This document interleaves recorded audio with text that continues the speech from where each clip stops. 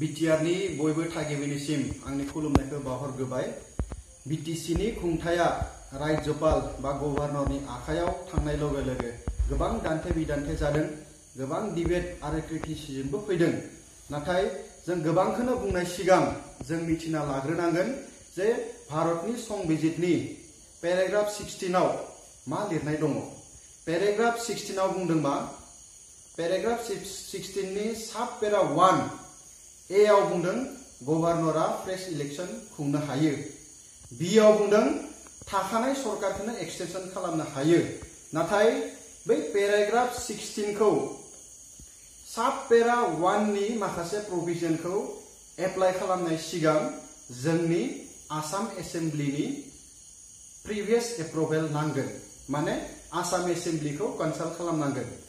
थिग बेबायदिनो जोंनि काउन्सिल बा बिटिसिनि काउन्सिलखौ आसाम एसेम्ब्लियाव बे काउन्सिलनि स्पष्टीकरणखौ बिथांमोना लाखिनो हानांगोन।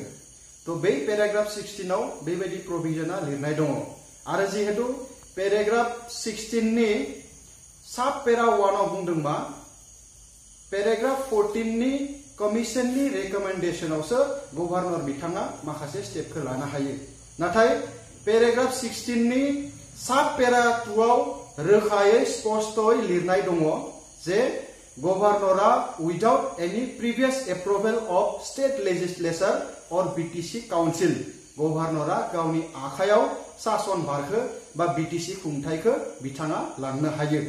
नाथाय पेरा 16 नि साब पेरा 3 आव आरोबाव दंबावो जे जोंनि बीटीसीनि खुंथायखौ गभर्नरा गावनि शासनाव आखायाव लानाय समाव जे स्टेट लेजिस्लेचराव बिनि माखासे रिजनखौ बिथाङा दैथाय हरनांगोन बा बिथाङा एसेम्ब्लि सिटिंआव प्लेस खालामनांगोन।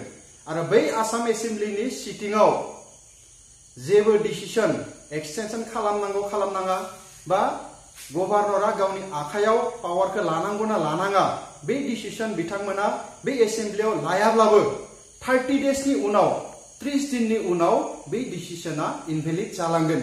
तो बेखायनो मोननै डिफारेन्स जों नुनो मोनो जे पेरा 16 नि साब पेरा 1 आव बुंदों मा? Without previous approval of state legislature गभर्नरा काउन्सिल बा बीटीसीनि खुंथायखौ गावनि आखायाव लानो हाया।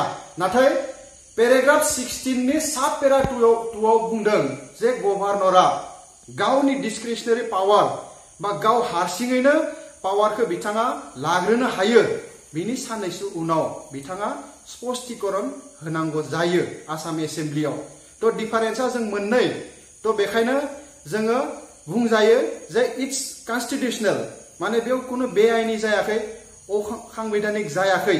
गभर्नरा पावारखौ लानायाव जिहेतु बिथाङा WPT नि नोटिफिकेशनाव स्पष्ट बुंखाबाय जे पेराग्राफ 16 साब पेरा 2 आवसो बिथाङा बीटीसी नि खुंथाय बा पावारखौ लानाय जादों। तो बेयाव जिहेतु डिफारेन्सआ मोननै दङ, विदाउट प्रिभियास एप्रुभेल आरो गभर्नरा गाव हारसिङैनो डिसिजनखौ लानो हायो। आरो जोंनि पाब्लिक रिप्रेजेन्टेटिभ दैदेनगिरि बिथांमोना बेखायनो आयेनखौ मिथिनानै बा 6 शिड्यूलनि पेराग्राफ 16 साब पेरा 1, 2, 3 आव मा दङ बेखौ जाहाथे बिथांमोना नायग्रोनानै ल'खौ बुजिनानै जाहाथे बै राज्यपाल बा गभर्नरखौ अखनमान खालामनाय मोनसे परिबेस बा थासारिखौ बिथांमोना लाबोआ। तो बेखायनो जोङो माने एज ए ल' एबाइडिं सिटिजेन जों बेखौ खावलायनो हायो। आरो बेजों लोगोसे जिहेतु दा बीटीसी खुंथाया गभर्नरनि आखायाव थांखाबायानो, दा जिहेतु जोंनि थाखानाय माखासे माने रुलिं सरकारनि रिप्रेजेन्टेटिभ बिथांमोना बुंदों जे बे आइनि जादों। तो बे आइनि जादोंबा निश्चय जों कोर्टआव थांनांगोन, जों हाइ कोर्टआव थांनांगोन, सुप्रिम कोर्टआव थांनांगोन। हाइ कोर्टआव मोनसे प्रोविजन दङ जे आर्टिकल 226 नि आन्डाराव रिट पिटिशन मोनसे फाइल खालामनो हायो। बिथांमोना रिट पिटिशन फाइल खालामनो हायो जे गभर्नरा जोंनि बीटीसी खुंथायखौ गावनि पावार बाहायनानै एक पक्ष भाबे लांनाया बे आइनि जादों होननानै बिथांमोना रिट पिटिशन माने गुवाहाटी हाइकोर्टआव बिथांमोना फाइल खालामनो हायो।